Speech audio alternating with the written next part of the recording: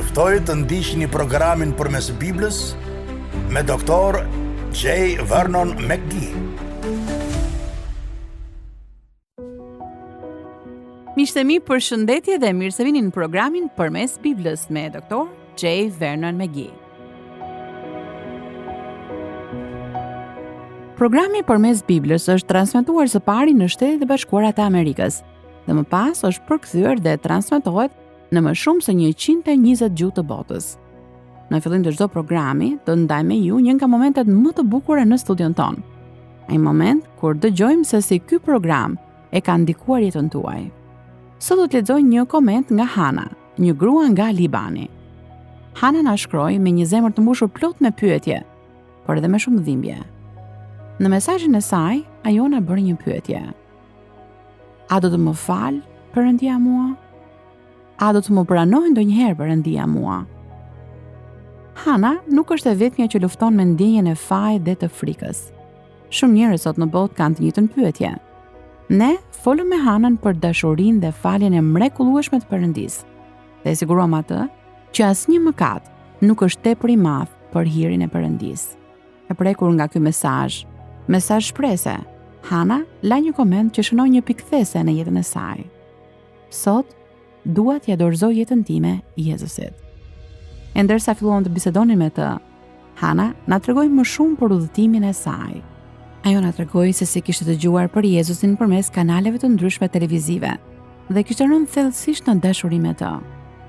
E nxitur nga kjo dashuri e sapo gjetur, filloi të lexonte Biblën, edhe filloi ta krahasonte me besimin e saj të mëparshëm. E gjeti veten kështu të tërhequr nga e vërteta që zbuloi në faqet e Biblës. Por udhëtimi i Hanës nuk ishte pa sfida. Më pas, ajo na rrëfeu në mirëbesim. Ju lutem, lutuni për mua.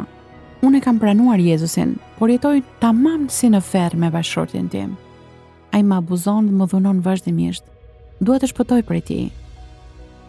Fjalët e saj ishin një thirrje për ndihmë, duke na zbuluar situatën e rrezikshme dhe shtypse me të cilën ajo përballet çdo ditë. Pavarësisht frikës, Hana qëndroi pa lëkundur në besimin e saj. Ajo vazhdoi të na bënte pyetje për Perëndin, Satanin dhe për praninë të keqes në botë. Kjo grua ishte e vendosur që të mësonte më shumë, edhe pse ishte e tmerruar se mos bashkëshorti i saj e zbulonte për besimin që sapo kishte gjetur në Krishtin. Historia e Hanës është një histori si guximi, ashtu edhe cënueshmërie. Ndërsa përballet me vështirësitë në jetën e saj, ajo kapet fort pas shpresës dhe dashurisë që ofron Jezusi. Miqtë e mi, sot ju ftoj që të bashkoheni me ne në lutje për Hanën dhe gratë të tjera si ajo, që jetojnë besimin e tyre në fshehtësi. Le të lutemi për këto gra, që ato të mund të gjejnë siguri dhe paqe, dhe që besimi i tyre të vazhdojë të rritet.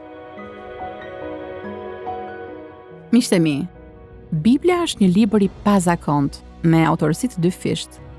Perëndia është autori, por për të sjellë tek ne në formë të shkruar, ai zgjodhi rreth 40 njerëz përgjatë një periudhe prej pothuajse 1500 vitesh.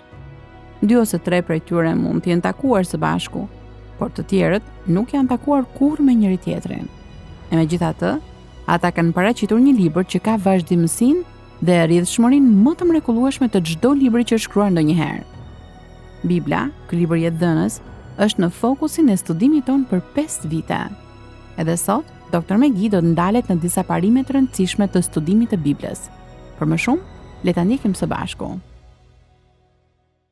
Jemi duke folur rreth Biblës dhe po ju japim disa direktiva orientuese se si të studiojmë Biblën. U kam qenë duke folur herën e kaluar, por edhe sot pikërisht rreth Biblës. Ne kemi shumë merak që ta sjellim ata në vëmendjen tuaj ndoshta në një mënyrë të re. Dhe kështu ndërsa fillojmë këtë aventurë të madhe përmes Biblës, që në fakt është si një lloj ekspedite safari përmes shkrimit, unë ju ftoj të hipni në autobusin e Biblës. Ju mund të hipni në çdo qoshe. Domethënë mund ta filloni në atë ditë që sinkronizoheni me valët tona, sepse kur të mbarojmë, do e fillojmë menjëherë nga fillimi. Por jemi nisur tashmë dhe do të ndalojmë edhe tek qoshja juaj, dhe nëse doni të hipni sot, do të ishim të gëzuar të bashkoheshit bashkë me ne.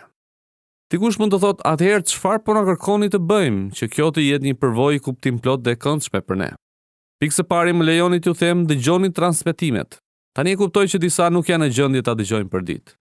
Njoh një doktor në qytetin e San Diegos, i cili ka vënë qëllim vetes për të shkuar nga njëri spital tek tjetri gjatë mesditës, në mënyrë që ta dëgjoj programin. Mirë po thotë se ndonjëherë i del në një urgjencë dhe humbet atë ditë, kështu që merr shënimet dhe përmbledhjet. Dhe sigurisht në atë zonë ku është ai, siç më ka thënë, ka edhe mundësinë për ta dëgjuar në një tjetër kanal radiofonik, dhe ashtu bën. Pastaj është dikush që merret me shitjet në terren në Indianapolis të shtetit të Indianës, i cili mbulon një zonë të gjerë. Ai thotë se përgjithsisht thjesht hap krahun për të dëgjuar, por ndonjëherë është me ndonjë klient duke marrë një porosi të madhe. Tani nuk ma do mendja se prisni që ai të shkojë me vrap tek makina dhe të hapë radion për të dëgjuar transmetimin. Unë të paktën nuk pres. Dhe për të qenë shumë i sinqert me ju, unë dua që ai ta marrë një porosi të mirë, sepse është një mik i vërtet i kësaj shërbese radiofonike. Dhe gjëja e dytë që ju kërkojmë të bëni, është të na kërkoni shënimet dhe përmbledhjet të cilat u dërgojmë. Këto do t'ju ndihmojnë të zvendësoni ato ditë që ju është dashur të mungoni. Tani unë kam marrë letra nga njerëz që më thonë se nuk kanë humbur as edhe një transmetim. Kjo më ka befasuar shumë, sepse mendoja se askush nuk mund ta dëgjonte çdo ditë. A doni të dini të vërtetën?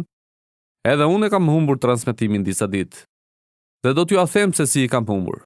Pasi regjistroja programin, nuk e gjeja veten në ndonjë vend që mund ta dëgjoja në radio. Kështu që jam i sigurt se ka edhe shumë njerëz të tjerë si unë.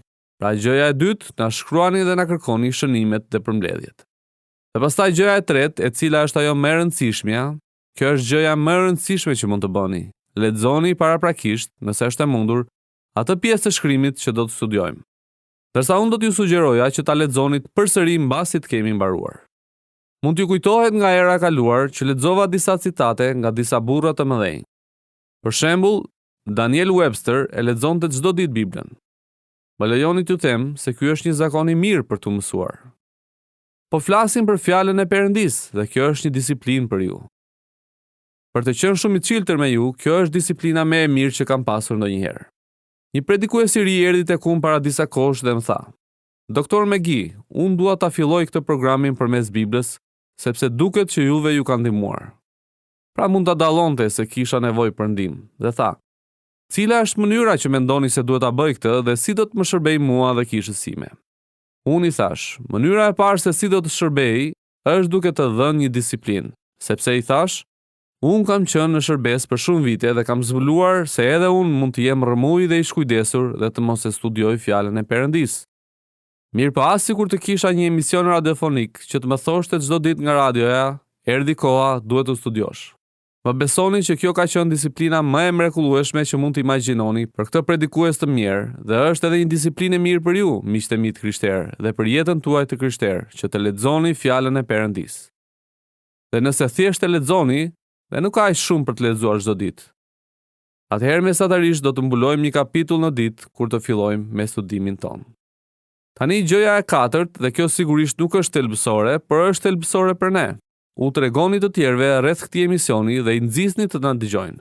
Ne marrim qindra letra që na tregojnë se si kolegu me cilin punojnë, fqinji apo shoku i shkollës u ka treguar rreth programit ton. Do ta vlerësonim shumë nëse do t'ju thoni miqve tuaj rreth këtij programi. Tani për ju që doni të bëni një studim serioz, unë do t'ju sugjeroja se nuk do t'ju duheshin vetëm shënimet dhe përmbledhjet që ne i ofrojmë, por gjithashtu do t'ju duhen edhe 3 libra që janë thelbësor.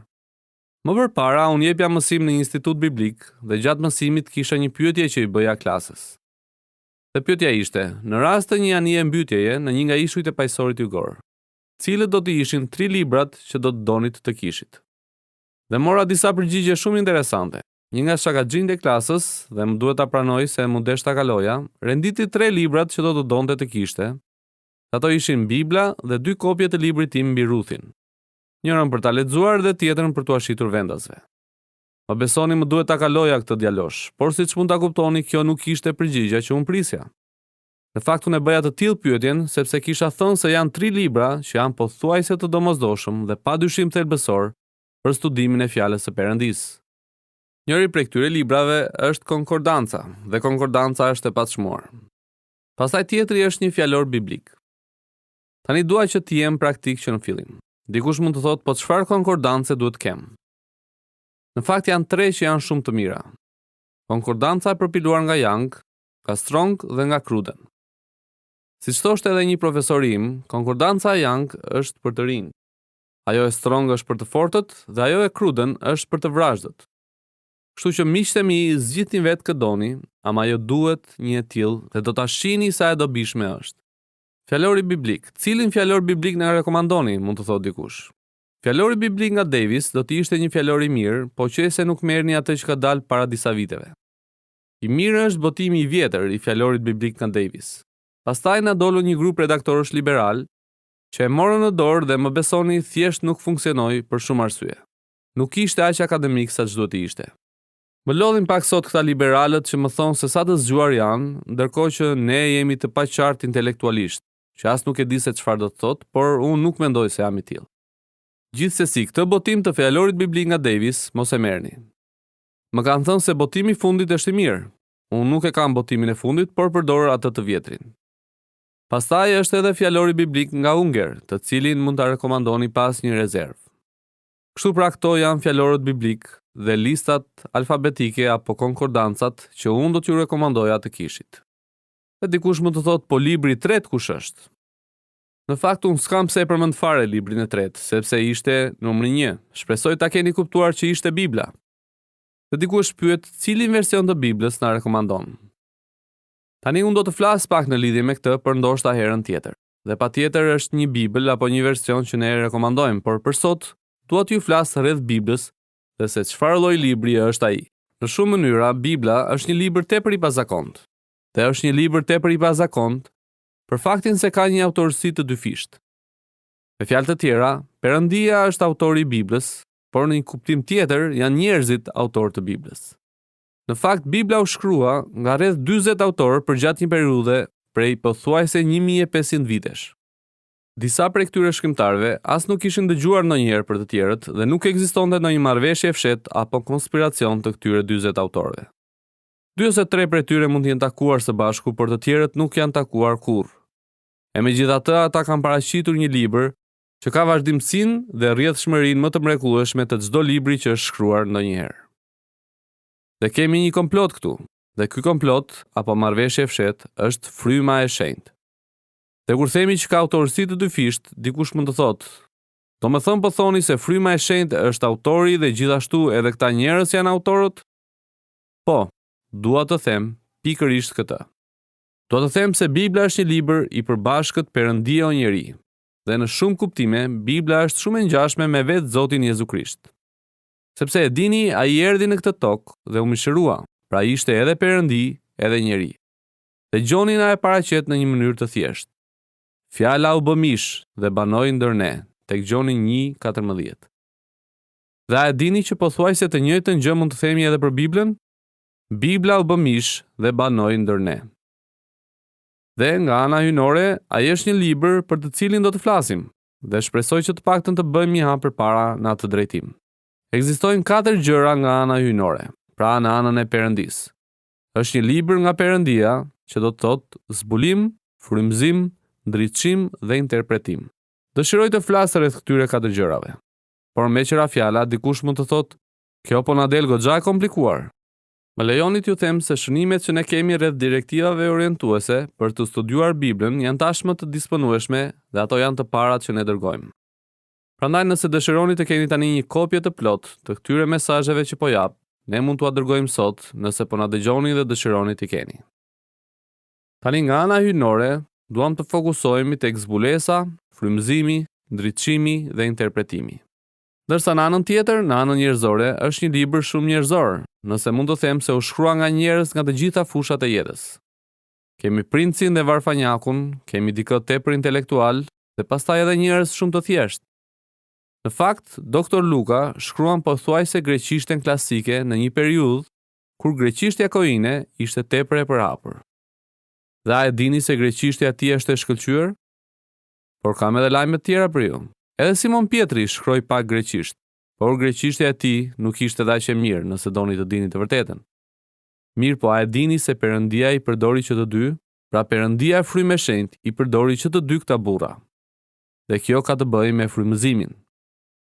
Ani kjo do të thotë se Perëndia ishte në gjendje të i përdorte këta burra pa rënuar personalitetin e tyre, dhe ai i lejoi që të shprehnin mendimet dhe ndjenjat e tyre ashtu siç i kishin. Të du zbuloni që të gjithashtu bën, e megjithatë përmes kësaj metode, fryma e Perëndisë ishte në gjendje të sundonte në atë lloj mënyre që Perëndia të thoshte pikërisht atë që donte të thoshte. Dhe kjo është befasia e këtij libri, pra e Biblës. Kjo është arsyeja që është një libër njerëzor. Është njësoj si Zoti im që eci në këtë botë, u lodh dhe ul në një pus dhe foli me njerëzit këtu poshtë dhe komunikoi me ta. Ky është një libër që komunikon. Unë dua të flas pak në lidhje me këtë me qira fjala, por herën e ardhshme. Dëgjoj sot që duhet të ulemi ose ta katandisim shkrimin në nivelin e grupeve liberale apo në nivelin atyre grupeve sot që janë të pamoralshëm, me qëllimin për të hyrë në ato qarqe, por unë nuk jam as pak dakord me këtë. Ky është një libër që u flet njerëzve nga të gjitha fushat dhe ecjet e jetës. Dhe diçka që na ka ngazëllyer në lidhje me programin përmes Biblës është kjo, që ekziston një profesor në Universitetin e Ohio's i cili nuk humbet kurrë asnjë nga këto programe. Dhe është edhe një tjetër profesor në një universitet në jug të Amerikës që i inkurajon të gjithë stafin pedagogjik të dëgjojë këto programe. Dhe a dini që ka burra dhe gra që punojnë pikërisht këtu në Los Angeles, pikërisht në skelën e portit dhe nuk është se flasin aq mirë anglisht. Në fakt disa prej tyre gati se flasin fare, por e kuptojnë dhe dëgjojnë programin. Një burr na ka shkruar dhe tha: "Unë nuk shkruaj shumë mirë, thjesht nuk jam aq në gjendje ta shpreh dot veten. Mjafton ta lexonit edhe ju letrën e tij dhe do të bini dakord me të. Dhe më lejoni t'ju them se si ai profesor i fakultetit, edhe ky burr që nuk ka asnjë arsim 8 vjeçar, të dy e kuptojnë mesazhin kur lexojnë këtë libër." Pastaj janë ata që flasin për ndryshimin mes brezave. Sot më befason fakti me disa të rinj që na dëgjojnë jo shumë larg nga këtu, në një universitet në San Diego. Është një grup studentësh atje që takohen çdo ditë për të dëgjuar programin dhe disa debatojnë rreth tij, disa nuk bien dakord, por ata e dëgjojnë. Miqtë mi, fjala e Perëndisë komunikon. Ajo arrin të hyjë në mendjen tuaj. Ne kemi fëmijë që i dëgjojnë ato, të cilët na shkruajnë, dhe pastaj kemi edhe pensionistë. Prandaj më lejoni të them miq se Bibla nuk do t'ja di për ndryshimin mes brezave. Ajo i flet njerëzimit sot. Bibla siç është për njerëzit siç janë. Sa e rëndësishme është sepse është një libër prej Perëndisë. Unë mbaj në këto çaste në duar një libër që është i mbinatyrshëm. Dhe në këtë libër Perëndia thot 2500 herë, Perëndia tha, Zoti ka thënë, kështu thot Zoti. Ai e ka bërë shumë të qartë se është duke folur vetë përmes këtij libri. Dhe nëse keni një veshë të cekur me gjak, siç thuhet tek Levitiku 14:28, atëherë do ta dëgjoni atë, miqtë mi. Prandaj më lejoni t'ju them se ky është një libër prej Perëndie, por edhe një libër prej njeriu, pra një libër njerëzor. Libri që unë kam këtu përpara meje është shumë i vjetëruar. Si fillim është një libër shumë njerëzor. Nëse doni ta dini, e kam të mbushur plot shënime dhe është një përkthim, nuk është as pak origjinali. Në fakt, po të ishte origjinali, nuk do të mund ta lexoja dot, por është sjell në një gjuhë që unë mund ta kuptoj, dhe do të flasim pak në lidhje me disa prej këtyre versioneve. Mendoj që do të kemi kohë herën e ardhshme. Por thelbi ku dua të dalë sot, miqtë mi, është se ky është një libër që nga njëra anë është një libër prej Perëndie. Ky është një libër i gjallë që mund t'ju komunikojë jetë. Dhe madje edhe sot ju mund të bëheni një bir apo bije Perëndisë, të lindur prej tij, jo me anë të farës së prishshme, por të paprishshme. Pra fjalës së Perëndisë që jeton dhe qëndron për jetë. Dhe pastaj në anën tjetër është një libër shumë njerëzor, sepse ju flet për vuajtje, dhimbje dhe pëshërtimat tuaja. Dhe Pali thot se ne në këtë trup pëshërtim ose rënkojmë. Dhe sot unë miq jam në një moshë që e gjej veten duke rënkuar. Dhe unë jam pro të qenit në një linjë me shkrimin. Unë rënkoj shumë. Bashortja më thot ndonjëherë, nuk bën mirë të rënkosh. Unë i them se po ndjek shkrimin. Bibla thot se ne rënkojmë në këtë trup. Kështu që unë dua të rënkoj. Ky është një libër njerëzor miq, por është një libër prej Perëndie. Nuk ka asnjë libër që krahasohet me të. Si ka mundësi që i lexoni këto librat e vjetër me kapak të hollë, këto gjëra pa vlerë?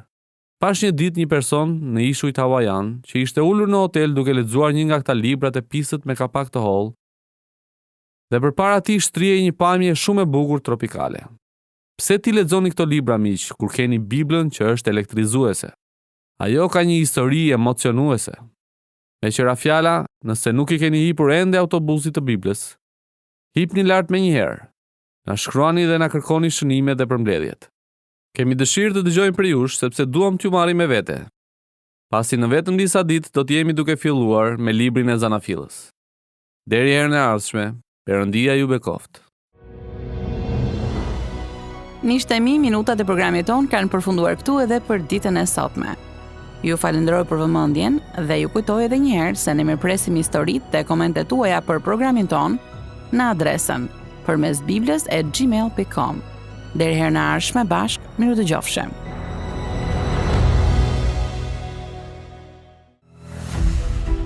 Ndoqët programin përmes Biblës me Dr.